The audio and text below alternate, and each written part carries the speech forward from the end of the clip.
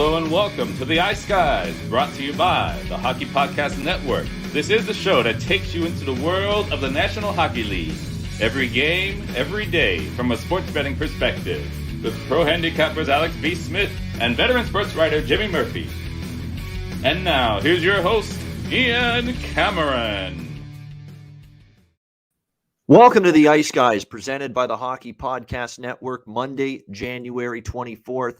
Ian Cameron, Jimmy Murphy with you. Andrew McInnis joining momentarily as well. We are here for a brand new week and ready to attack another NHL card for a Monday. We've got 7 games on the docket tonight. And as always, breaking them all down from a betting perspective right here on the Ice Guys. Now, we are a hockey betting show. We firmly admit that, of course. But we're also a betting show. And I felt it would have been wrong to just jump into the hockey card and not bring up a certain quartet of games that took place in another sport this past weekend. Talking, of course, the National Football League and the divisional playoff round, which was absolutely insane. And in some way, shape, or form, all 4 games came down to the wire. Now, you could say some of the games were not exactly enthralling from start to finish. Certainly the Rams game with the Buccaneers stands out. You know, that game really didn't get good until the fourth quarter when Tampa Bay made that furious rally. But the Bengals and the Titans on Saturday was back and forth. Lower scoring, but back and forth, went down to the wire. A couple of plays decided that game. The Packers and the 49ers, a couple of plays decided that game. Very fun, hilarious to me that the Packers special teams has been piss fucking poor all year, and it finally comes back to hurt them in the biggest game of the season against the Niners. The Rams look like they're blowing out the Bucks, and then the Bucks mount a furious comeback, aided by turnovers by the Rams, including Cam Akers. All you got to do, man, is hold on to the football, get a first down. He fumbles, gives Brady the opportunity to punch in a game-tying touchdown, only then to have, of all things, Cooper Kupp get behind the defense. How the hell do you let that happen if you're the Tampa Bay Buccaneers?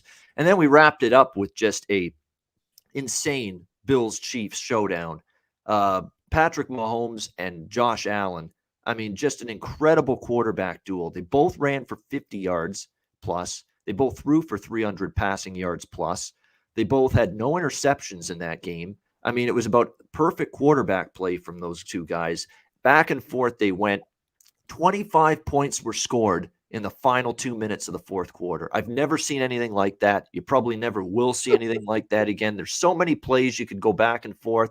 Oh, you know, leaving 13 seconds on the clock, you know, kicking it for a touchback instead of maybe kicking it in the field of play so that a few more seconds run off the clock. So you give Mahomes less time to get it into field goal range. The bad defense on Kelsey to let them get into field goal range.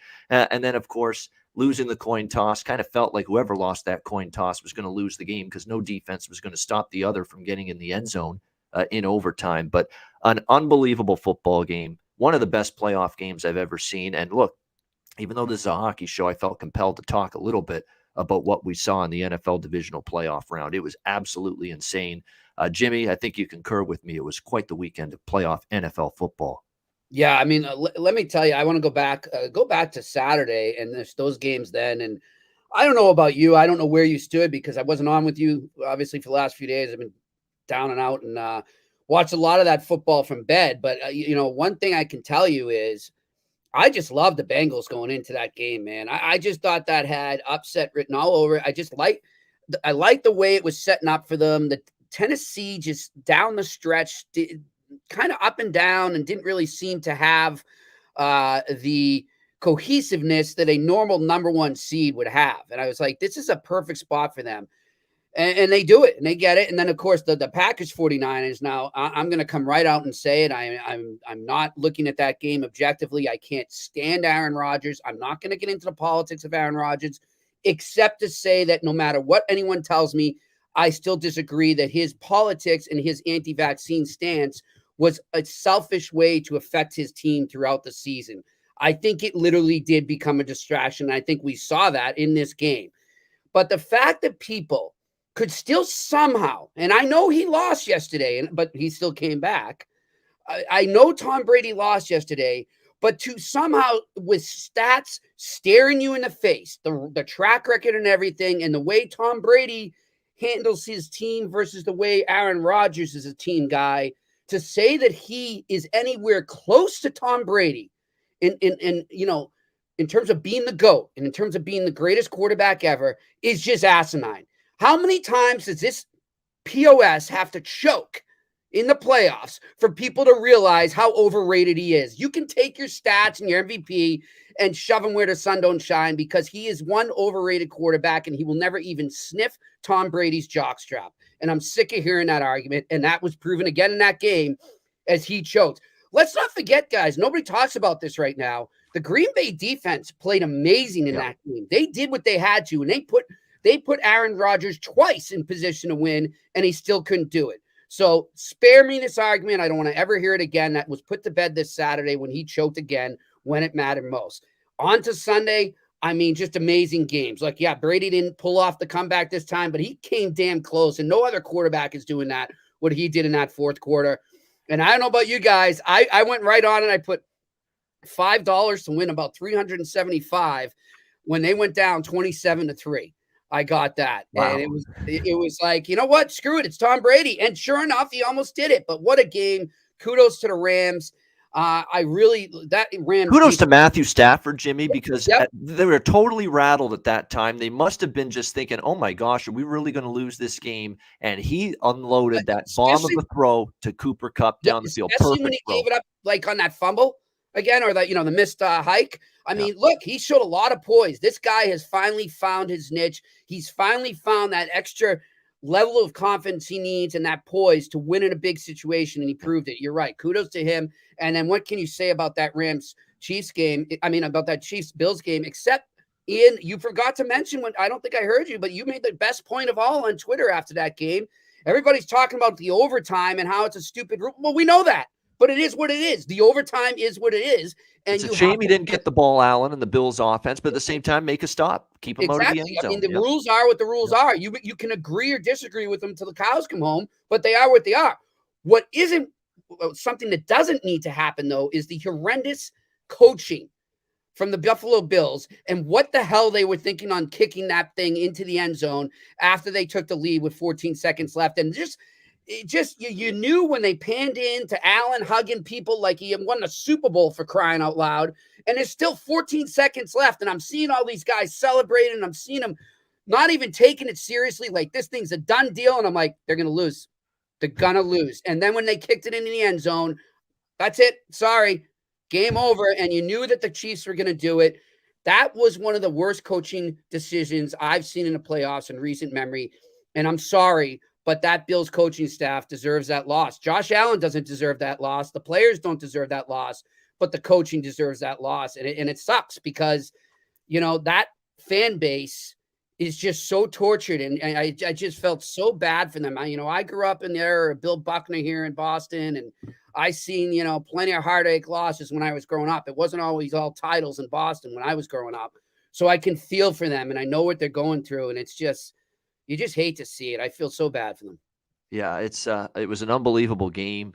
There's so many plays in a game like that, especially for the Bills on the losing end of it, where you can say, what if we did this? What if we made that play? What if we didn't give Kelsey a big cushion off the line of scrimmage? Like, nobody jammed him. There's no off the line of scrimmage within the 5-yard radius. They just gave him a free, basically route down the field to make a catch and put them into field goal range. So there was a bunch of issues for sure.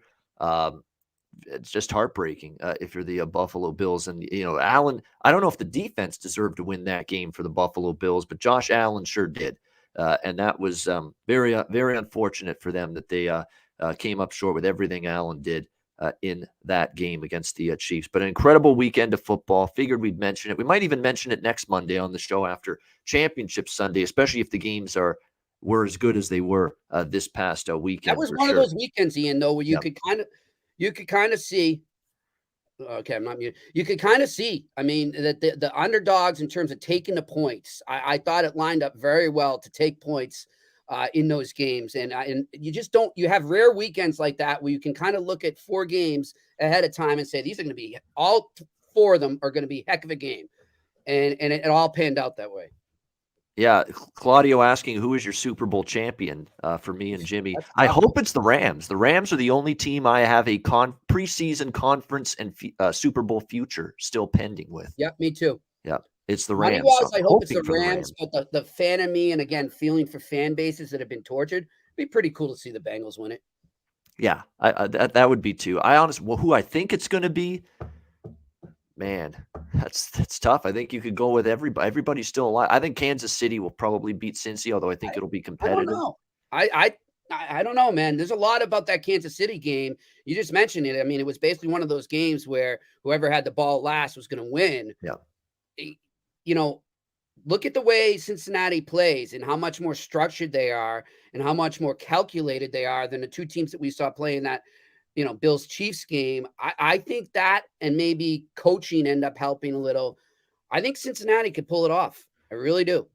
I do think they're competitive next, especially when you think of this is it's not going to be a blowout. This is the ultimate emotional, you talk about mental, physical, emotional ride that this Bills Chiefs game was Sunday night. Yeah. It's going to be difficult to wheel back around if you're Kansas City and be ready to go, I think, early in that game, at least against the Bengals. So that's definitely something you want to keep an eye on because there's letdown potential for sure. There shouldn't. I don't usually buy into that because you're one game away from going to the Super Bowl, but it's just difficult. And there was an exhausting, grueling affair last night. And what do they have left in them next week is obviously a big question. Just a quick question before we go to answer. Sorry, I want to ask you, though, because you're talking about letdowns there. If Allen had got the ball back, I was kind of worried that after what he had gone through emotionally to get them to that point and get the lead and everything, I was wondering if he was going to have that letdown on that next drive. We'll never know, obviously, but it just felt like they poured so much in there to avoid overtime that no matter what happened from that point on, the Chiefs were going to win. I just felt like they'd be too deflated. Yeah, it is. It definitely is. Tyrann Mathieu, the Honey Badger's injured now too, and that's a huge piece of their defense. So keep an eye on that. The 49ers-Rams game, I think the Rams are positioned well to finally beat the 49ers, but you can't deny the 49ers have owned them. 6 straight victories head-to-head in the McVay-Shanahan era. So it's hard to argue with that. With what we've seen there. But it should be a good championship Sunday. Again, with just how amazing that divisional playoff weekend was. Even though this is a hockey betting show, I felt compelled. We had to start the show talking about that at least a little bit. We got Andrew McInnis now back with us following the weekend. Andrew, welcome in. Did you have any thoughts from the football? I don't know how much of it you got to see because I knew you were away a little bit this weekend, but what did you think of a crazy weekend of NFL playoff football? Oh, that's part of the reason why I was away, was to enjoy it with some good friends. There's a reason why it's 3:20 local time and I'm having a cup of coffee right now. Right. Maybe too much fun, but yeah, great weekend. I wanted to make sure I was home. I was for the game last night. Just couldn't believe it. I mean, first of all, I think everybody that hates on Brady, everybody from around my part of town where I live they're all Brady fans because Patriots are actually the closest team, believe it or not, in the NFL to where I live. So it's like a 9-hour drive away from where Jimmy lives, but that's still the closest NFL team pretty much to us. I'm a Packers fan, so obviously I was disappointed. I like the Packers. I know everyone hates on Rodgers. I'm a fan of the team. I don't buy into all the crazy stuff, but one thing I love to see is just like competitiveness. The fact that every single game came down to one last play, field goal. The importance of special teams is kind of what I wanted to mention for this weekend. I mean, how important was San Fran special teams in that game against my Packers, or even, in the Rams and Buccaneers game, the kicking, like when it came down to clutch moments, even yesterday in the Bills game. I mean, you needed to, there were a couple kicks and I don't think the Bills actually had one field goal the whole game. KC had one or two. And so it was unbelievable. And for everybody complaining about the OT rules, I get it. I wish the OT rules were kind of the same as the CFL, but get a stop. You had plenty of chances to get a stop before that. And I saw Joe Ranieri tweet out. It was kind of funny. It was a graphic. It was like, if the OT rules weren't there, this is what the score would have been. And it was like 132 to 125. Those two teams would have just traded points until it was 5 a.m. So competitive game, super exciting, and can't wait for next week. And when I hopped on here, I heard you guys talking about the Bengals, and obviously see them getting 7 points opening up. I feel like they can trade with the rest of them. And I know Burrow is kind of you either like him or you don't, but some people are kind of saying he's getting a little cocky. Look, sometimes you kind of have to be like that just to kind of fire yourself up. Like, he's wearing those funny sunglasses. Like, people don't realize that sometimes you don't even do it for like looking cool. It's for yourself to get in that mojo. And Burrow has that right now. He's not scared of anybody, and you love to see it. If you can back it up, then do it. That's my philosophy. Yeah, that's exactly right. That's the Kid Rock song, cocky. It ain't bragging if you do it and you back it up. It's true. It ain't bragging if you can do it and you can back it up. And Joe Burrow's doing that right now. We're going to hope we can back it up today with our betting opinions on this Monday NHL card. So let's get into it and turn the page back to the ice, back to hockey, back to frozen water, as our late friend Brian Blessing would say. He always called it frozen water. The Monday card, we'll start with the LA Kings and the New York Rangers. We've got the Rangers -150 to -160, home favorites in that game. Total 5.5 here across the board. The Kings back-to-back on the road, beating New Jersey 3-2 last night. Nice win for them to start this road trip. Obviously a much trickier situation here in this game for the Kings, who got Adrian Kempe as well, I should say, back from the absence list last night, COVID protocol list. So that was good to see. Quentin Byfield now up with the Kings. We've been waiting for him to be a part of this roster regularly. He is now. So the Kings definitely with a great array of young talent, no question about that. But a little bit of a tricky spot here, back-to-back on the road. Rested Rangers team that played Saturday night got off to a really sluggish start against Arizona in that 7-3 game that they eventually won. They actually were behind 3-1, and then the floodgates just opened up for the New York Rangers after that. Just on offensive onslaught it was for them. Chris Kreider, of course, another really good game for him the other night against the Arizona Coyotes.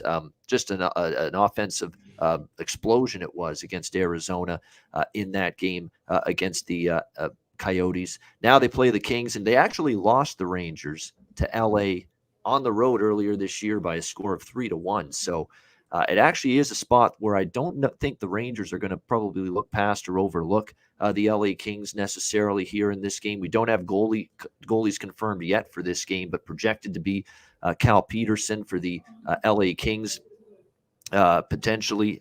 Even though he started last night 3-2, he's been splitting time with Quick, but yet there's a potential that he's back in the net tonight. So again, not confirmed yet. Would be a little bit of a surprise, but obviously they like the way he has played and might get the starting assignment here in this game. You would think Shesterkin here for the Rangers, but a little bit of a difficult spot for New York. New York has suddenly started to play really well at home in recent games as well, going into this matchup here against the Kings.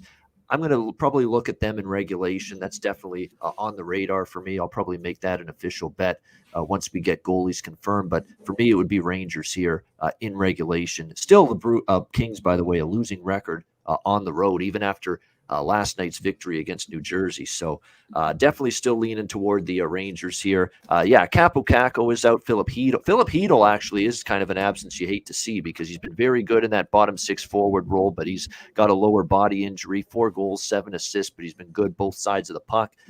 Caco, has kind of been in a slump lately, so I think the Rangers can make do without him tonight because he hasn't exactly been firing offensively lately. But I like the Rangers here in regulation. Certainly spot-wise, it makes sense for them here in this game. Jimmy, what do you think, Kings, Rangers?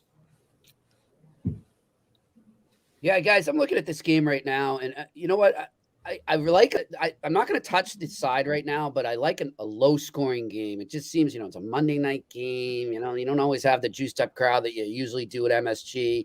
You got a Western team coming out east. And both teams can buckle down when they want to. We've seen that. And both goalies, if they get Jonathan Quick, look, don't forget, Jonathan Quick grew up as a New York Rangers fan. I don't have his stats at MSG in front of me right now, but I know that he tends to get pretty fired up for these games when he comes back to New York. He grew up in nearby Connecticut there. So, he might turn in a nice game in terms of that momentum or that emotion going on there. And then you're always going to get a good game from the Rangers goaltending as well. So give me the under 5.5 in this game. All right, under 5.5. I could see that being a low-scoring game as well tonight because you've got, obviously, the Rangers weren't happy with their start defensively against Arizona. They may be looking to make amends for that here tonight. Just play tidier, a little bit cleaner in your own zone. I think that might be an emphasis. It certainly sounded like that if you saw and read and heard the post-game comments from Gerard Gallant, even after the 7-3 win against Arizona on Saturday. Andrew, your thoughts on Kings-Rangers? Yeah, I think I like the fact that these two teams played recently, and obviously we know the result of that game. So, the revenge angle is always kind of a funny one to talk about, but I think here it's kind of applicable. Obviously, LA second half of a back-to-back. That was kind of a sloppy game yesterday. And with this Rangers team, it's kind of funny because I want your guys' thoughts on this, because I sometimes say when you get off a game like they're off of against Coyotes, you could kind of breeze into the next game. I'm not so sure that they're really the kind of team that does that. Like I've almost looked to fade some teams off of playing Arizona just because it's like you're off a team. It's such a step down in class compared to many teams. But, I don't do this quite often, Ian. Unless actually the only time I've really laid a lot of juice this year has been first period totals. And I've had no issue doing that. But actually today I locked in the Rangers plus or minus 150. That's what I got this Rangers team. I didn't want to mess with the regulation today for some reason, but I decided just to go with the money line with them. The way they're scoring right now, hopefully we'll see Shesterkin in there. They're getting relatively healthy. And the Kings, to me, actually, guys, are kind of a sell team right now. Look at the way they've been playing. Look at their last week and a half. Last night, I actually spent about half an hour, 45 minutes going through some teams and the schedule coming up versus the schedule they've had. And look, the Kings, I got to be impressed with them. They've had some decent games. There's no doubt about it. I can't sit here and say they've played bad hockey. I just don't think they can continue it. And I don't think they have the depth to do that. So I think the Rangers can get it done. And I'm comfortable to come on here and say, I'll take the money line. All right, so Rangers minus 150 here, money line for Andrew. Playing it a little safer with the money line here. Shesterkin, by the way, 10-1 in his last 11 starts. He's won 6 in a row as well.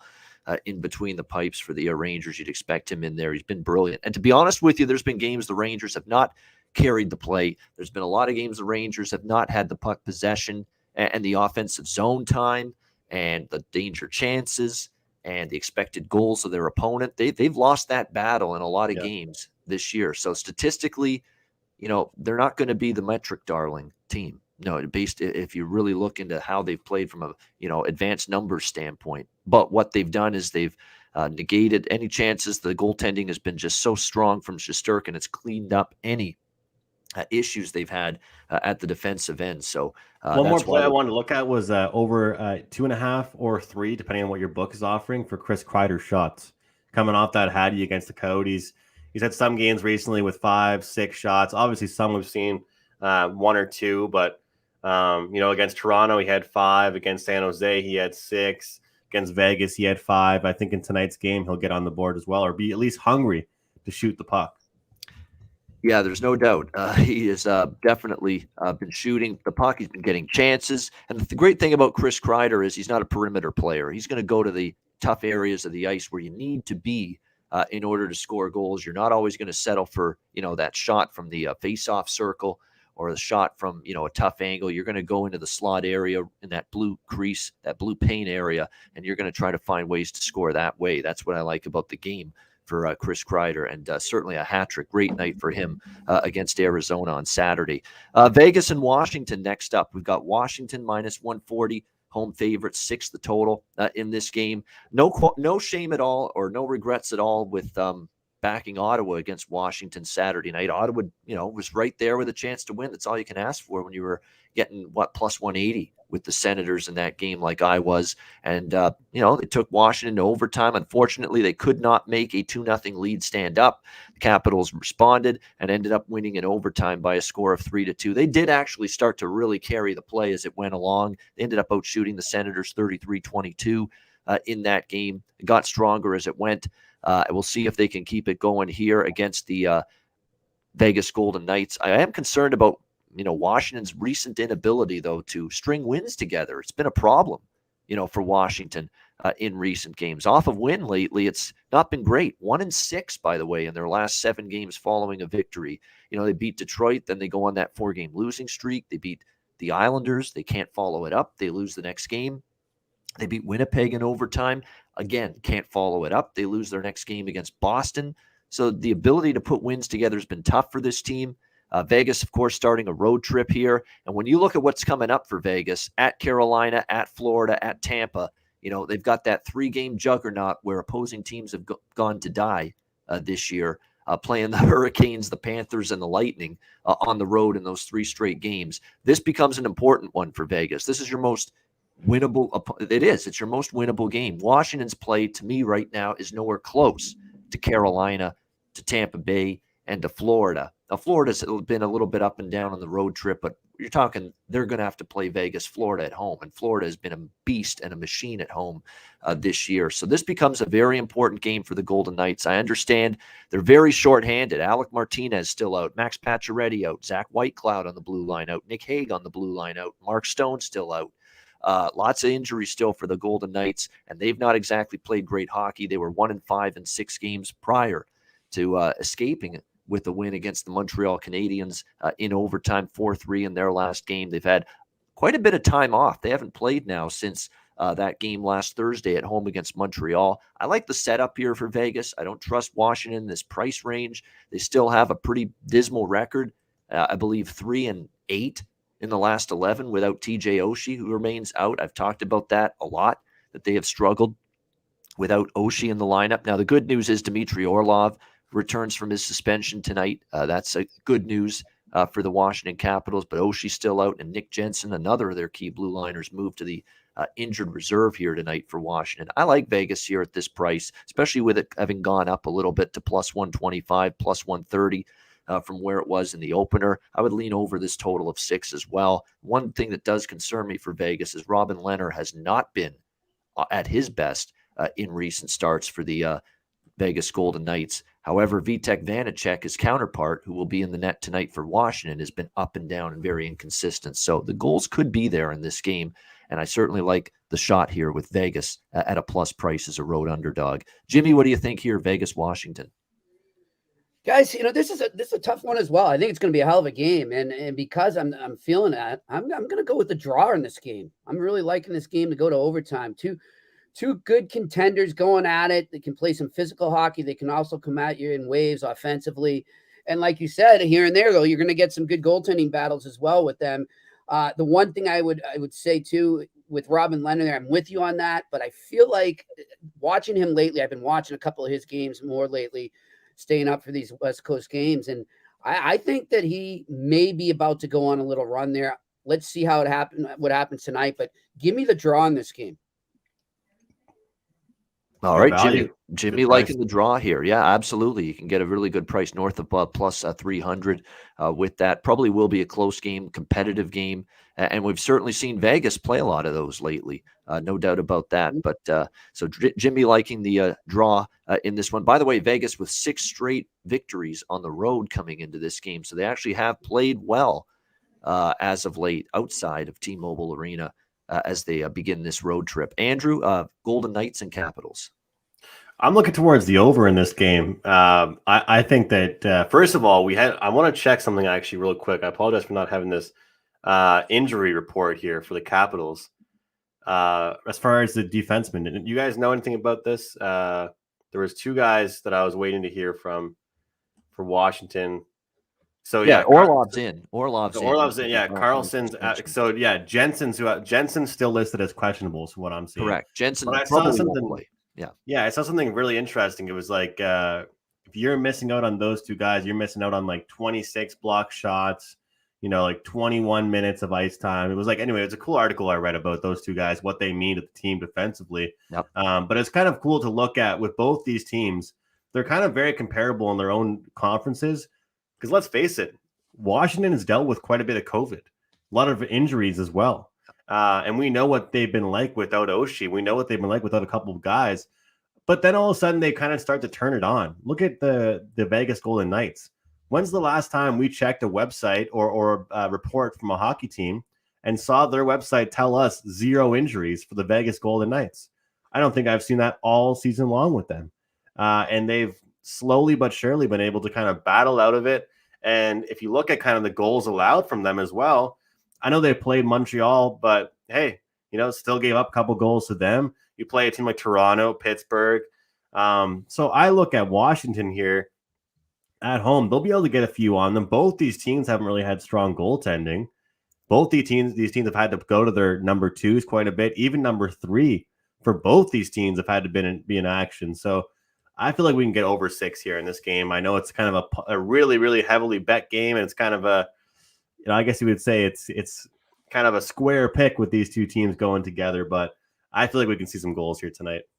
Yeah, I agree with that. Definitely like over the total here in this one. And yeah, Jensen does matter defensively. There's no doubt. So does Orlov, but he'll be back. That's the one thing about Washington. He does matter for them defensively, and it will be nice for them to have him back. Well, you look at why I think Vegas has value. I continue to think Washington's they're just skirting by, in so many of their wins. I mean, you look at right now, the last 10 games, they're only plus 0.4 in terms of their expected goals margin. And you can contrast that with Vegas, who are plus 6.7 expected goals margin their last 10 games. So Vegas has the better advanced statistics and profile. They're generating more quality. They're generating more chances that should result in goals than Washington. Yeah. And they're giving up less chances that should result in goals compared to Washington. Washington, to me, there's issues with this hockey team. I've been picking my spots against them lately. Winnipeg, and I've lost a couple, and frustrating because Winnipeg was right there against them. They lost in overtime. Ottawa had a 2-0 lead against them, and they lost in overtime. I feel like I've been on the right side. I've been making good bets, taking these dogs against this somewhat right now overvalued Washington team. Winnipeg was right there, couldn't close the deal. Ottawa was right there, couldn't close the deal against Washington. And I'm not going to back off, though, even with a couple of these results where Washington was fortuitous to win some of these games. And I'm going to come back here against them tonight once again with Vegas here at a nice road underdog price. All right, next up, we've got Dallas and Philadelphia. Dallas minus 160, road favorites, 5.5 being the total in this game. You've got the Dallas Stars as this road trip for them continues. And it hasn't exactly gotten off to a easy start by any stretch of the imagination, this road trip. It started in Buffalo. They had to rally from a deficit to get past the Sabres 5-4. Same thing with Detroit on Friday night. I mean, they were down 4-3. They looked like they were going to lose that hockey game. They tie it in the final minute, 4-4, and then they win in overtime 5-4. So Dallas, you talk about teams that are just escaping right now. I mentioned it with Washington. Dallas, you can throw them in that same boat right now, that they are just doing enough to get by. I mean, Philadelphia, what can you say at this point? It's just an absolute mess for them. An 11-game losing streak now after a 6-3 loss to the Buffalo Sabres. I mentioned on Saturday's show, it was, to me, I could not lay a price on the road with Philly in that game. You had to either take Buffalo and or the over. I did have small bets on both. And Martin Jones, folks, did his thing. Terrible. Just absolutely brutal in the first period of that game. Buffalo chases them from the net, and they end up winning, pretty much going away. They were never threatened in that game, a 6-3 win over the Flyers.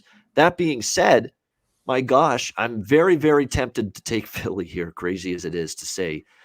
Dallas, to me, is, you talk about teams that have just, they have not really carried the play necessarily. They play tight to the vest. They play close games. They are doing that against teams like Detroit and Buffalo. And I know Philly's probably playing every bit as poorly as some of those Detroits or Buffaloes of the world. I get it. But boy, you want to lay minus 160, go for it. I'm not going to be doing that. And Jake Ottinger's had some struggles lately as well, and he's been confirmed in net for the Dallas Stars. Let's keep in mind, he's talented, but he's a young kid. He's going to go through ups and downs during the course of a long NHL season, and he's going through a downturn right now. He hasn't been sharp the last few games. He gave up 5 goals in that loss to the Montreal Canadiens on only 19 shots that he faced. He gave up 4 against the Florida Panthers in that 7-1 loss earlier this month. So he has not been necessarily sharp in net, and at least from a Philly perspective, I'm going to have likely Carter Hart in net for them here in this game against the Dallas Stars. And you look at his recent numbers, he's actually given up 2 goals in each of his last 2 starts. So that's a good sign. He's been a little bit better. Philly is not going to go 0 for the rest of the season. I absolutely think this could be a night where they end the skid, to be quite honest with you. So I'm actually going to pull the trigger here. Small bet, Philadelphia at this price. Dallas, to me, laying this number. They're squeaking by against some pretty rough competition the last few days. That's not something I'm one bit interested here in backing. The one thing about Philadelphia, if they don't get sewered by Martin Jones in the first period of that game, maybe it's a different result, because I like the way they were playing in that first period. And then, of course, Martin Jones buries them with just a shitty period of goaltending. And all of a sudden, they're down 4-1 in the blink of an eye, and they can't do anything to bounce back at that point. I think they're live here, believe it or not, even though they're on an 11-game skid. It's more than anything, Dallas, to me, can't be trusted in this price range, laying this kind of chalk on the road. Jimmy, what do you think here, Stars and Flyers? Guys, I'm going to stay away from the side in this right now. I'm with you. I don't like the way the Stars have been playing. Their recent form is not good at all. And then the Flyers are the Flyers. And, it's hard to bet on them right now. I respect your courage there, Ian, but I'm going to stay away from that. But I love the over right now. I love a lot of goals in this. Carter Hart's been a little better than Martin Jones, but still, that defense is just a mess sometimes in front of them. The team defense, not just the blue line. Everyone on there just doesn't know how to get back in their own end and play some hockey there. So give me the over in this one. All right, liking the over. I can't fault that, but 6 with Dallas is always a little sketchy for me with the over. But, both teams kind of scuffling at the defensive end right now. And they are still very shorthanded, obviously, the Philadelphia Flyers, especially at the center spot. You've got no Kevin Hayes. You've got no Sean Couturier. Those are the 2 big ones in particular. Joel Farabee, who's actually had a pretty solid year with 11 goals, 7 assists, 18 points for the Philadelphia Flyers this year. He's going to miss still a good amount of time with that upper body injury that he's dealing with right now. So there's still a lot of personnel issues right now with the Flyers. But boy, I think, we've seen for the most part still this team's been in some of these games. Dallas has let teams hang around in every game they've played lately. So I think this could be the night. It's just one of those gut feel. And if we're back here tomorrow and we see the Flyers have finally snapped the skid, I'll be the one to say I wasn't totally shocked by that, especially with what I've seen from Dallas lately. Andrew, what do you think here, Dallas and Philly? Yeah, it should be interesting to see what happens here. I mean, this team, it's one of those things where sometimes you notice a lot more of the hot teams than the cold teams. And it's why I did what I did last night. I was telling you guys about looking at some of these teams and their schedules coming up and what they had before, because it's something I want to add to my handicapping.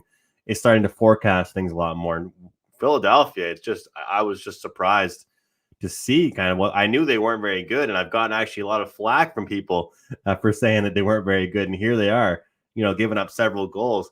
My question is, a lot of other years it was the goaltending, guys. This year, can we really say it was the goaltending? I'm not so sure we can this year. The defense has been bad. The blue line's been bad. It can't all be on Kata Hot. You know what I mean? Yeah. It can't be his fault every year. It can't be just the goaltender. And I think that it's been lack of scoring. These guys don't have several options. When it's a few guys not scoring, it's nobody scoring for that team. That's kind of what worries me about this game. I just pulled up DraftKings here, guys. I'm just trying to find the to make sure I can mention our sponsor here. So I have this at 3. Okay, this is a prop that I really liked, but DraftKings is only showing 2.5, and unfortunately, it's like minus 260 or 160. But anyway, I really like Rupe Hintz over on shots. You can look at points or assists as well. Rupe Hintz for the Dallas Stars has been exceptional. He's a player I believe that falls under the radar. You look at what he's done his last several games, coming off a strong game, obviously against just Detroit, but back-to-back games with 2 points, 1 goal and an assist. But here's his shot chart for the last little while. 5, 5, 9, 4, 3, 3, 2, and 3. So some might say, well, DraftKings has 2.5 at minus 160. Why would you lay that number? Well, I just listed around 8 or 9 times in a row where he's gotten to at least 3 shots on goal. I was able to find a 3 elsewhere. You can, Obviously, I want to mention the sponsor of our show and the Hockey Podcast Network. But Rupe Hintz to get an assist or points or shots on goal, somewhere that I'd look in that one. But yeah, I'm kind of with Jimmy. And guys, the more that betting advances, the more we're starting to see here with these props. And even though I kind of think we're going to see a higher scoring game, how about Carter Hart over on saves tonight? I saw him listed at around, I think it was like 29.5 saves or something like that. I feel like it's going to be a competitive game. Dallas has been getting shots. Like you said, they haven't all been quality. This is a new market I might tap into, guys, and I'd like to start talking about this with you guys on the show. It used to be just one book here or there offering these, and now you're starting to see them. Pretty much every book has these up for grabs. You know, I'm on the same thing with, I mean, I'll mention it obviously, but I'm on it tonight with John Gibson with the Ducks. I mean, I don't care what the Ducks do every night if they win or lose. This guy is standing on his head, getting like 40 shots against him. These save props are pretty key. So for this game so far, I've locked in 2 props. It's been Carter Hart over on his saves and Rupe Hintz over on his shots. So I'm off the goals or the totals and sides. It's a prop game for me. Yeah, nothing wrong with that. Definitely the prop market is a fluid. It's definitely increasing. You're seeing more and more books offering player props in a wide variety, wide array. DraftKings certainly, as our premier sponsor here with the Hockey Podcast Network and the Ice Guys, is definitely on that. So very much take advantage of those opportunities when they make sense. We've got Anaheim and Boston next up. Boston minus 245, minus 250. Home favorites in this game, the total 5.5 here, pretty much across the board. Boston Bruins, of course, have been on this homestand now for a pretty decent period of time, which will be wrapping up tonight with this game against the Anaheim Ducks. Boston's won. Obviously, they've played pretty good lately, 7-1 in their last 8 games. On this homestand, they've gone 5-1. The only loss was that Willie O'Ree ceremony night debacle against Carolina. You know, outside of that, though, 5-1 against Montreal, 3-2 against Philly, 4-3 against Nashville, 4-3 against Washington, 3-2 victory Saturday afternoon against Winnipeg.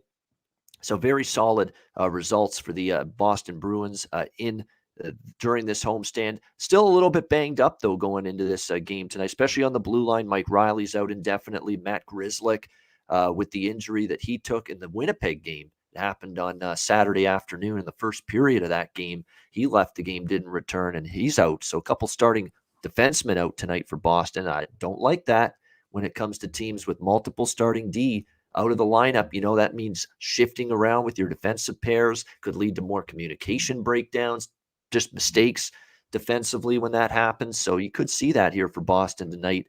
And of course, Anton Bleed, of course, missed the last game as well with an upper body injury. We know from the hit that he took was the reason for that from Wilson in the Washington game. So we'll see if he's able to return for the Bruins here tonight. He's questionable. On the flip side, Anaheim, they had been struggling mightily, 4 straight losses, but they ended that homestand on Friday night with a very impressive 5-1 win over the Tampa Bay Lightning. Talk about a terrific, impressive performance for the Anaheim Ducks in that game.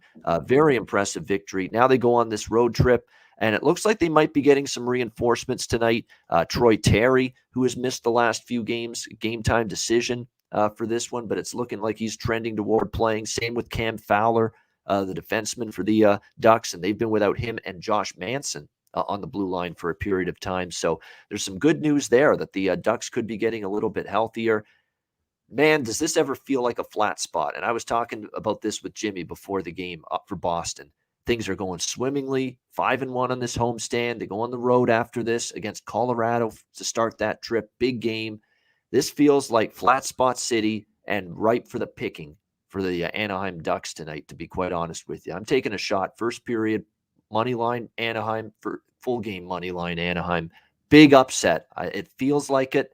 I don't know if we're going to get Boston's best. They've had these games in the past where they're playing a mediocre to below average Western Conference team at home, and they're just not really revved up to play that game or fired up to win or have that focus necessary. I could see that being one of these nights. And look, Tuukka Raska's in net tonight, and credit to him. He settled in and played pretty solid late in that game against Winnipeg.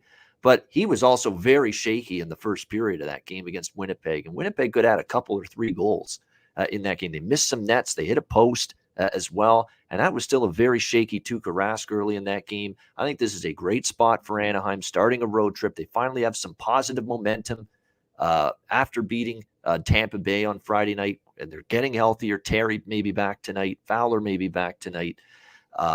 Anaheim, I think, is very live. This is a dangerous game, in my opinion, for the Boston Bruins. Jimmy, Ducks, Bruins. As I said to you before, like you mentioned, we spoke about this before we got live here, and I'm in 100% agreement with you looking at this Bruins team right now. You mentioned it there. I mean, Tuukka Rask has not really been that great. I think he's, to his credit, he has made saves when he's had to as the game has gone on, and obviously one of the biggest ones being that save at the end of that game Saturday to preserve the 3-2 win and not let it get to overtime. But he's been shaky.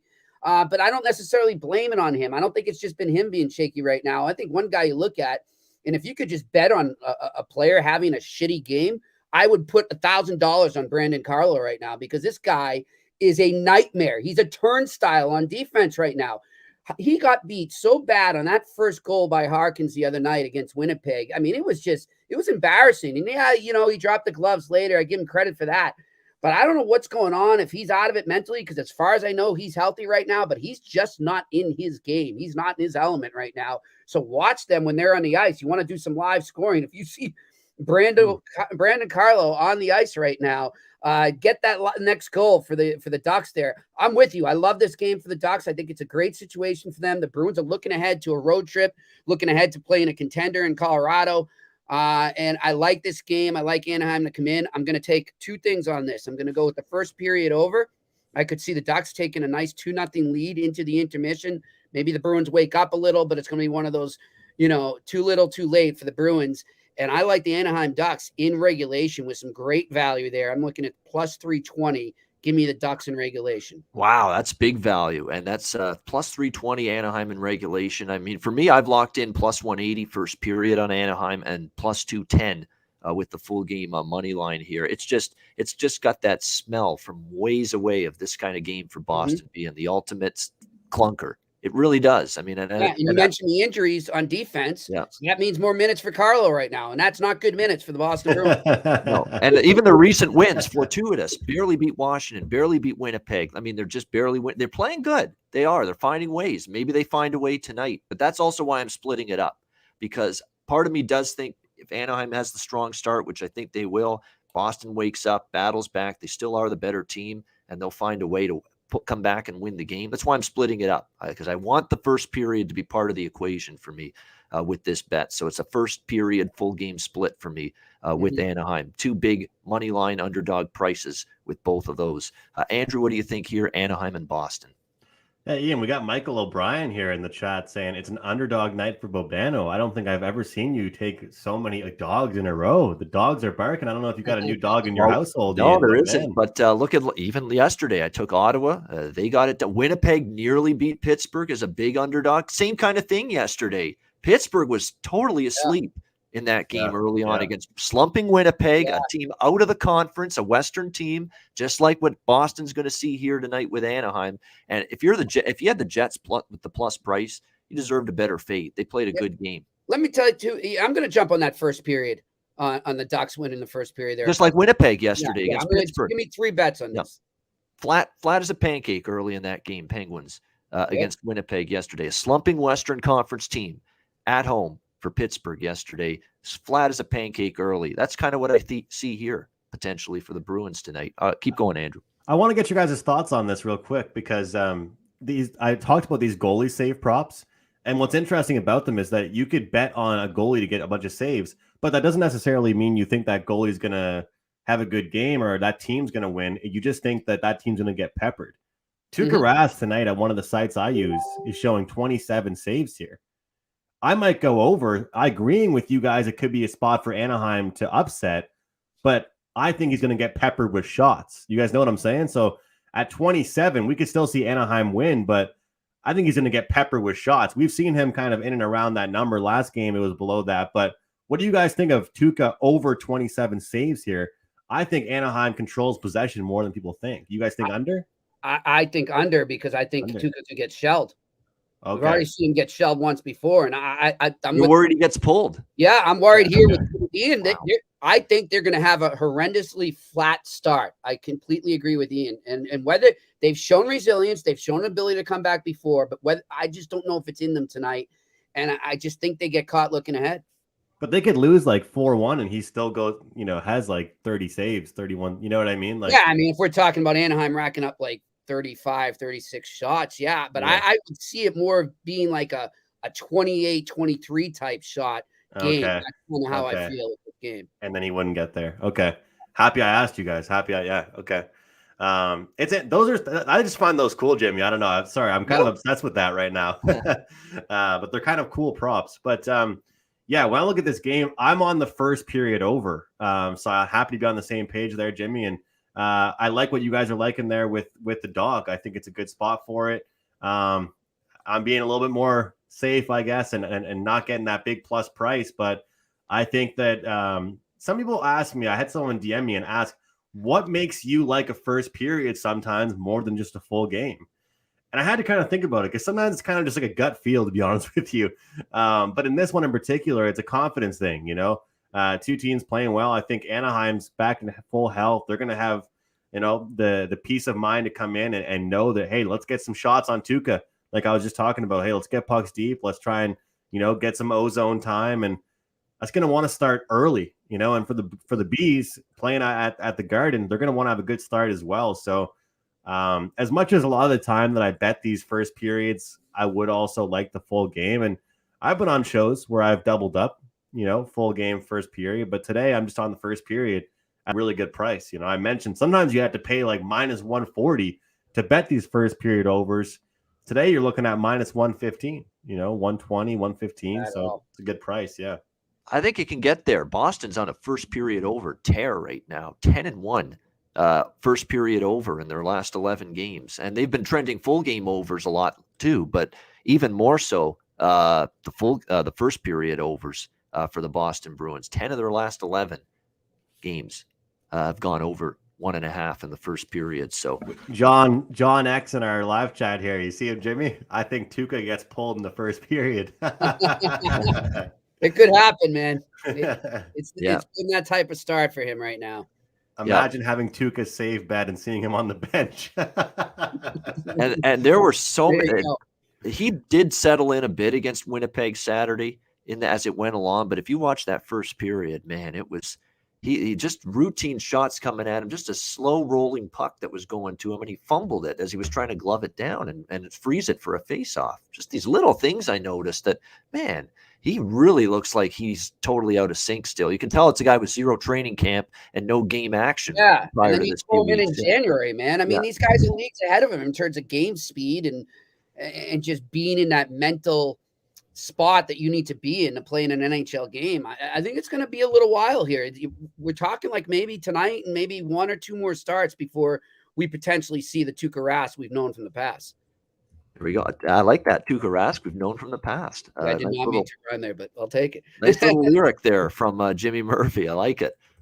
Kick some lyrics on the Monday edition here of the Ice Guys show. There we go. That's Anaheim and Boston. Before we get to our next game, we want to mention, of course, DraftKings Sportsbook, our great partners here at the Hockey Podcast Network and the Ice Guys. So we're down to 4 teams left in the NFL playoffs, and that means only 4 teams left for you to bet on at DraftKings Sportsbook, an official sports betting partner of the NFL. Counting down to Super Bowl 56, new customers can get 56-1 odds on any team. Bet just $5 and get $280 in free bets if your team wins. If you're not a new customer, you can experience the conference championships with same-game parlays. Combine multiple bets from the same game for a bigger payout. The more legs you add, the more money you can win. DraftKings is safe, secure, and reliable. Best of all, you can deposit and withdraw your cash whenever you want. Download the DraftKings Sportsbook app now. Use promo code THPN. Get 56-1 odds on any NFL team. Bet just $5 and win $280 in free bets if your team wins.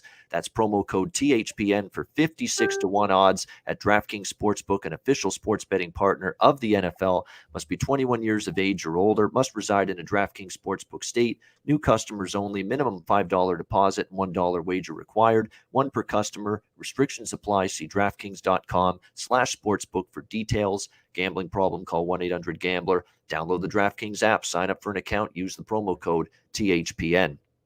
All right, let's continue along. The Montreal Canadiens and the Minnesota Wild. Minnesota minus 350, home favorites, 6 the total in this one. I'm going to keep it simple. Death taxes, Minnesota overs on home ice. I mean, it just keeps on being a thing here with this team. They just keep on trending over at home. They're 14-3, I believe, over the total in home games this year. The Minnesota Wild. I've been on, I would say, of those 14 that have gone over in those 17 home games, I think I've probably cashed like 10 or 12 of them. I've been on them just constantly. I think we'll probably see this game go over the total. Now, again, you tip your cap to Caden Primo, who saw Samuel Montembeault, his teammate, play so well the last couple of games. He said, boy, I better start doing my part here in net. He played very solid against Colorado, gave the Canadiens a chance. I'll tell you what about this Montreal team. They beat Dallas. They took Vegas and Colorado, even though they lost to overtime in those 2 games. They work hard. They compete hard. They haven't rolled over. These are guys trying to show what they can do at the NHL level, trying to show themselves to be, we want to show we're an NHL player. And the way you do that is give all-out effort and performance every single night. And you're getting that work ethic from Montreal right now. So, dangerous game for Minnesota. Minnesota's playing well again. 5 of their last 6 they've won. But you look at this and you look at the way the schedule sets up for them. They played Washington. They played Colorado. They played back-to-back with Chicago. This does feel like a flat spot for Minnesota a little bit going into this game. The question is, can Montreal find a way to shock Minnesota? I'm not sure. I'm more confident in the fact we'll probably see goals both ways, probably more from Minnesota here in this game. Primo will be back in net, by the way, tonight for the Canadiens. But Cam Talbot will be back from a long absence for the Minnesota Wild and starting in net. He hasn't played since New Year's Day. And to be honest with you, he wasn't playing well before this injury. His last 4 starts, he gave up 5+ in 3 of those last 4 starts he made prior to this return from injury today, Cam Talbot. So when you look at this here for Minnesota, you got this Montreal team that is just, even with all the decimation that they've got with their own roster, they found ways to, generate offense, generate an attack, find their way to scoring some goals. I think there's probably a solid chance you can see that here tonight. I mean, even for a team that, as I look at it, still without, the likes of Yoel Armia and Cole Caulfield and Jonathan Drouin and Brendan Gallagher, go on down the list here of just who's out for them. But they just recently got Toffoli back. They recently got Josh Anderson back, which has helped them a little bit. Christian Dvorak's kind of stepped up for them offensively in recent games. I think they can find the back of the net here at least a couple of times. So I like the over 6 here with the Habs and the Wild. Jimmy, Montreal, Minnesota. Well, obviously, guys, I've been watching the Canadiens a lot more closely lately as I do stuff for Montreal Hockey Now. And what I can tell you is it's been a constant build in terms of this team in the last, I'd say 4 to 5. Well, no, we'll say, so what, they lost Monday. So the last 3 games, so to speak, they've started to build something there. And you mentioned it. They're working hard out there. And I think it's no coincidence that all of a sudden a new GM gets put into place. And now these guys up their game a bit because they know they're fighting for jobs. If they want to stay or they want to be traded, they better up their value either way right now. And I think we're seeing that in action on the ice right now. They've also started to filter a lot of their regulars, their veteran guys like a Josh Anderson, like a Dvorak, you said, back in the lineup. They got Drouin back, but unfortunately he's hurt again. But still, guys that, the younger guys are used to having that security net in the lineup of experience are getting back in there. And I've seen it translate into success. And they've got points in 3 straight games. I think they bust through for the upset tonight. But one thing I will say is I think it's going to come in overtime. So I got 2 bets here. I'm going to take Montreal on the money line for the upset. And I'm going to go the draw because they have gone to extra time in 3 straight games. So give me Montreal to win in overtime. And also, going back to what Andrew's been bringing up here with betting on the over-under on saves, well, you look at the fact that Montreal has allowed 46 or more shots on net in their last 4 straight games. I would take the over on saves for Caden Primo for the sole fact of the amount of rubber that he's likely to face, because that is one thing that Montreal's doing that, it has caught up to them a bit. Maybe they're able to not do it as much tonight, is this bend don't break approach, and it's getting them points, but it's not getting them wins. But I think it does translate finally into wins. I think the goalie gets rewarded with a W here. I like the Canadiens to take care of a business in Minnesota and close out the trip on a high note. I have no reservations at all with anyone maybe taking a shot with Montreal tonight, because we've seen effort. This is not a great Minnesota spot. The only concern is this has been a house of horrors for Montreal. They've lost 7 straight times here in Minnesota, and they're 1-10 last 11 in Minnesota against the Minnesota Wild overall. So this has been a team they just haven't been able to beat. Better Montreal teams than this one have not been able to beat Minnesota in the past. But look, the effort again, and these are good teams lately. Colorado, Vegas, they've been right there in these games. I don't fault you, Jimmy, or anyone maybe taking a shot with the draw. Minnesota just came off an overtime win against Chicago. They were down 3-2 in that game at home and had to rally themselves back to win that game 4-3. Yeah, this does feel like maybe the Wild win, but they could still be Montreal could still, like they've been lately, right in this hockey game from start to finish. Andrew, certainly you've got to be admired with this hard-trying Montreal team, decimated as they are lately. How do you see it here, Habs and Wild? Yeah, ever since Jeff Bezos took over as our new GM, we've just been impressing. Maybe they figured they're going to get more money.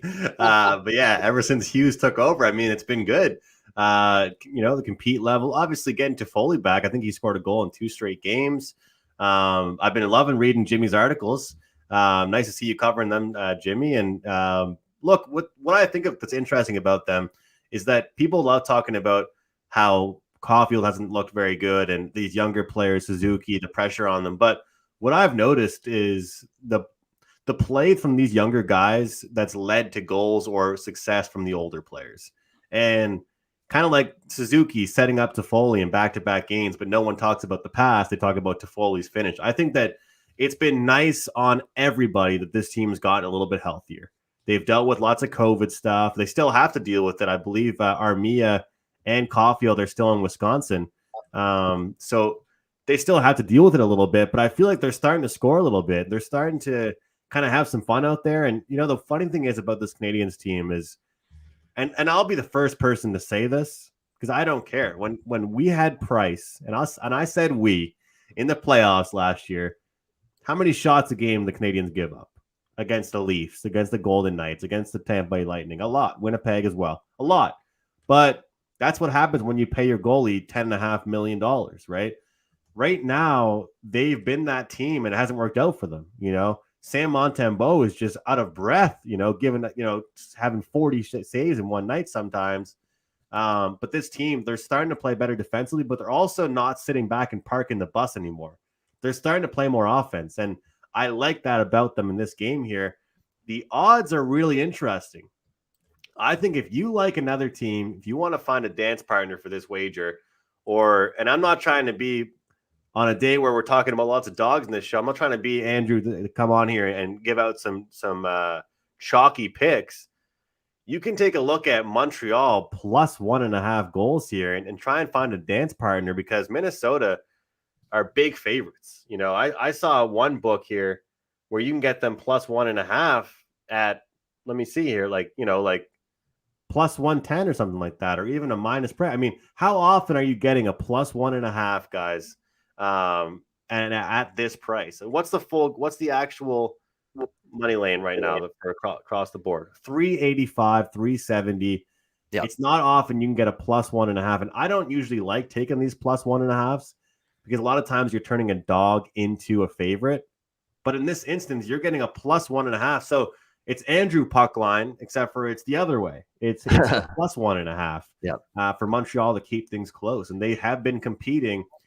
And, hats off to Jimmy for taking that prop. I mean, for them to win in overtime, I'm kind of just being a little bit more cautious, thinking like, you know what, even if they get to the overtime, then I'll win. But hey, I'm not getting that big plus money value like he is in the longer term betting like this. But Montreal's been breaking my heart recently, but they've also making me happy because they're competing a lot more. So I'm going to take them plus 1.5 for them to keep this game close. All right, good stuff. Liking Montreal plus a 1.5 and a plus price. I can't fault anyone for liking maybe the Habs on the puck line here, given what we've seen from them lately. And again, for Minnesota, you've played Chicago twice. You played some pretty good hockey teams. Now you've got lowly Montreal. I mean, it's human nature. You're just maybe a little bit flat, and you're maybe just not quite as sharp in games like this, where it's just a bottom feeder opponent coming in here, but one that's been playing much tougher and more competitive lately. So it is a bit of a dangerous, tricky spot for Minnesota. We'll see how they handle it. Chicago, Colorado. We've got Colorado minus 320, home favorites here. 6 was the total when it opened. It's gone up to 6.5. You look at it, you can kind of see why the total's gone up. The one concern at 6.5 is, 2 of the last 3 meetings, or actually, 2 of the last 4 meetings have either had 5 or 6. So now you're going to need 7 for this game to go over the total. We did see that though earlier this season in Chicago. It was 4-3 in overtime for Colorado. There was a game in the game earlier this season in Colorado, though, landed right on 6 with a 4-2 Colorado win. Although I think it needed a lot of goals late in that game even to get it to 6. It kind of started out, actually it was 3-1 after the first period, and then it kind of trailed off the scoring in that game. I don't really have anything on the side. You've got Chicago's lost 3 in a row. Colorado, not pretty, but they're finding ways to win. They got outplayed by LA, but beat the Kings 4-1. They beat Anaheim 2-0. They escaped past Minnesota 4-3. They haven't exactly been cruising and rolling to easy victories, but they found ways to win. They've won 6 in a row. They're all obviously much healthier now, especially up front. They are still dealing with a couple injuries on the blue line. Bowen Byram out, Ryan Murray day-to-day as well. But for the most part, they're definitely fully healthy up front. Marc-Andre Fleury's been confirmed in net here for the Blackhawks or in this game. And of course, he had a bit of a rough go of it in his last start against Minnesota on Friday night, the 5-1 loss. He got pulled after 4 goals on 13 shots in that game. Fleury is a competitor, though, and I know there's trade rumors going around. Will he even finish the season in Chicago? There are some question marks there now that are starting to creep up.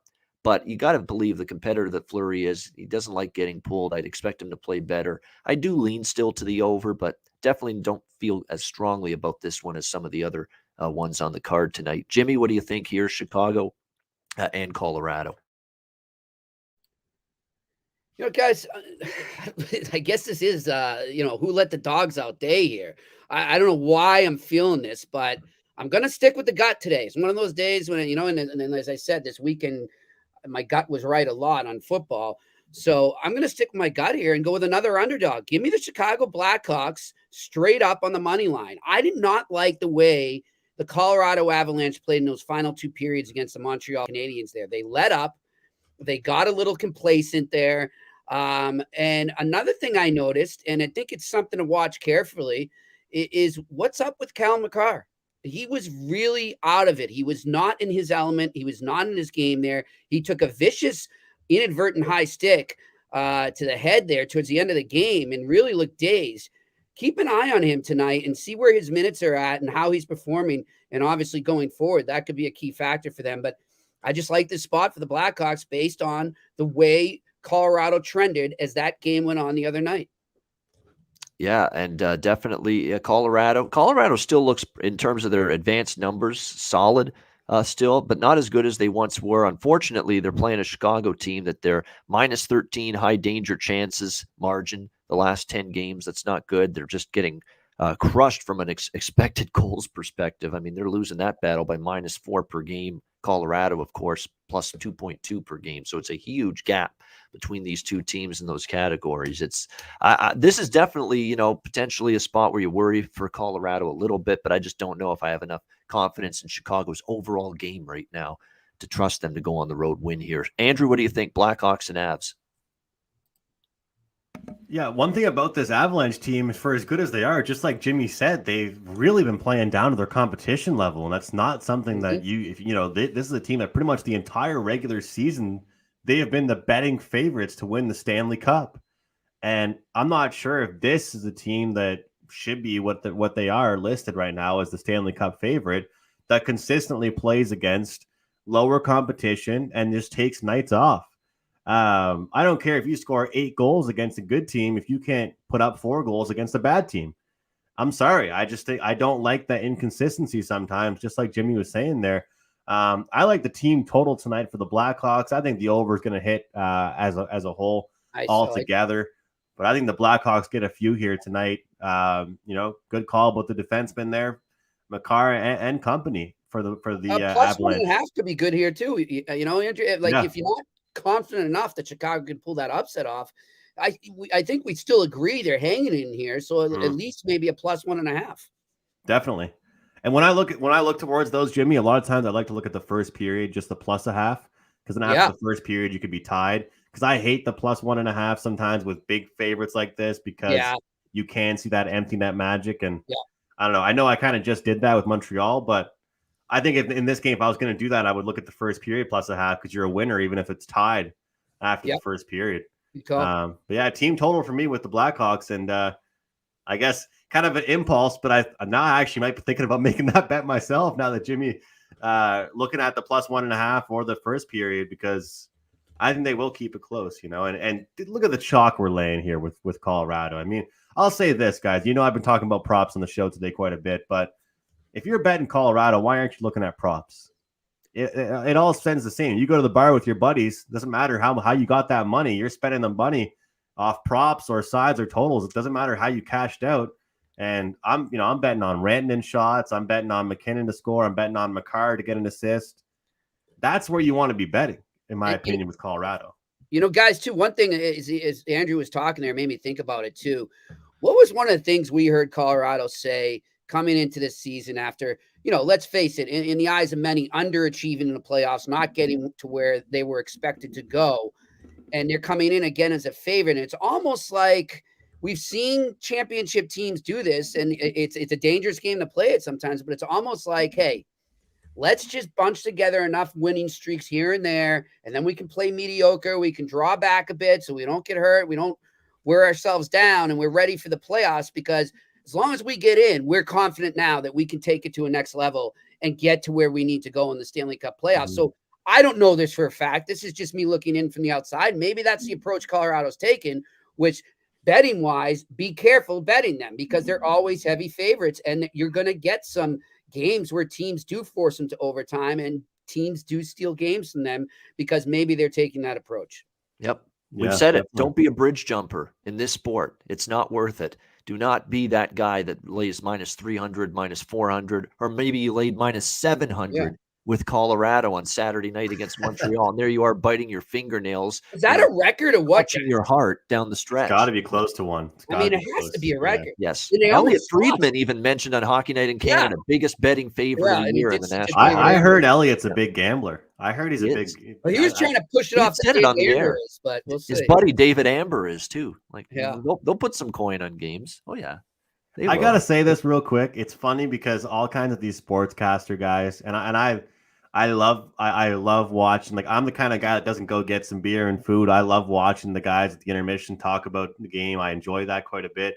But everybody nowadays is a handicapper, and I'm not going to sit here and act entitled like I'm any different than anybody else. But the amount of impulse bets I see them just give out because they feel like they have to on the show, like every show is getting sponsored, right, these days with betting stuff or a betting company or whatever. Like, I saw certain people tweeting out like, the Avalanche are already winning. Let's take them minus 1.5 live at minus 200. It's like, come on, guys. Like, the current odds right now are for Marchand to get a goal is -1. It's like, come on, guys. Like, let's not force the issue here, because the betting companies are coming in and sponsoring these shows now, and they're feeling forced to bet on something. I saw some people tweeting out, take the Bills live -3 after they were up. The only time to take the Bills in that game to me was after KC goes up and take a plus price, So it's just, to me, it's incredible to see how betting is slipping into the terminology, though, of all these broadcasters and stuff. And like, Jimmy, I think you have an edge over every other sports writer because you know what you're talking about. And I see your articles where you're slipping in some betting stuff. I'm sure you've seen other people trying to do it, right? Yeah, it's happening more often, but and I mean, truth be told, I'm ordered. I would do it anyways, but I'm getting ordered to do it now because it gets more clicks. We have things. I don't know if you guys are aware of what anchor text links are and all that, but no, we've got companies that are hired by gambling sites now that come to us and say, use these words, NHL betting odds or bet on, or and you link their site, and they're giving me, $100 a link to just throw that in my story. So why the hell not? Yeah, no doubt. Not? Yeah, exactly. Might as well. If that's the compensation, you're going to take advantage of it. Yeah, no doubt. So this game is, it's an interesting one. It's one to be weary of for Colorado. And again, we've seen instances of them where, again, against Montreal the other night, life and death to win the game. And I think we kind of feel this could be the case tonight. They might win. Certainly they should, because Chicago's finding ways to lose right now as well. But it may not be easy for the Avalanche as minus 310 favorites here in this game. All right, let's wrap it up. Final game of this Monday card, St. Louis and Calgary. We have Calgary minus 155, minus 160, home favorites, 5.5, 6 the total in this one. So, this is basically kind of me breaking up with the girlfriend, so to speak, type of game for me on the NHL card tonight with this game. I took St. Louis in regulation against Seattle on Friday night. Figured it was a good spot. I took St. Louis last night in regulation against Vancouver, who were down to the fourth goaltender in their organization, Michael DiPietro, with Demko sidelined, with Halak sidelined, with Spencer Martin, who played pretty admirably in the shootout loss against Florida on Friday night for Vancouver. I mean, they were just too decimated. Yeah. Still without JT Miller, still without Bo Horvat, and a bunch of key contributors. And they just didn't have enough to beat a very red-hot St. Louis team last night. So we cashed in there with the Blues in regulation last night. But this is a horrible spot for St. Louis. It's third road game in 4 nights. It's a Calgary team that's coming off a loss against Edmonton. Edmonton ended their losing streak against Calgary. Calgary outplayed Edmonton 47 shots. Mikko Koskinen was very good in that game. Calgary had a bunch of chances, just didn't finish. They are a much more rested team. The Blues have played a lot of hockey lately. You look at their schedule. January 15, January 17, January 21, 23, 24. Like I said, third road game in 4 nights. They've already won the first 2 games of this road trip against the Canucks and the Kraken. They're not going to be rested. Calgary, meanwhile, this is just their 3rd game in the last week. All right. They played last Tuesday against Florida back home. And then they won 5-1. And then they played Saturday against Edmonton. So you talk about a huge rest advantage here for the Flames. I think that matters in this game. I like them in regulation here. Get it down to even money price in this one. Ville Husso has actually been the better goalie lately for St. Louis. He was terrific last night. Jordan Binnington will probably get the start here on the second of back-to-back games. He has not been good lately for the Blues. He's been fighting the puck in recent games. He gave up 6 in his last start against Toronto. He gave up 5 in a loss to Pittsburgh. He gave up 4 goals against Minnesota before that. So Binnington has definitely been fighting the puck a little bit. I think it just sets up definitely from a situational and a spot perspective for Calgary. Off a loss, back home, rested. St. Louis back-to-back on the road, 3rd game in 4 nights. And I believe the Blues return home as well after this game. Indeed, they do. Actually, they play Calgary again later this week on Thursday. So it's actually going to be another game for them against the Flames. I could see them being a little bit up against it. And to be honest with you, they got outshot heavily by Vancouver last night. They were fortunate. Even that depleted Vancouver team really took it to the Blues. They were fortunate Husso was as strong as he was in net. So I think it just makes sense for Calgary here at the end of this road trip for St. Louis to take advantage of maybe a worn-down Blues team that's feeling good after a couple of road wins. So I like Calgary in regulation. I could only go over the total as well when it comes to the total. 5.5 here with Binnington's struggles. Calgary, I think, should find the back of the net. They should have scored even more than they did against Edmonton. So like the over, and I like Calgary in regulation here. Jimmy, what do you think? Blues and Flames. Everything you said, that's why I like the Calgary Flames. Give me the Flames in regulation where you get a little better value. Even money is what I'm looking at here.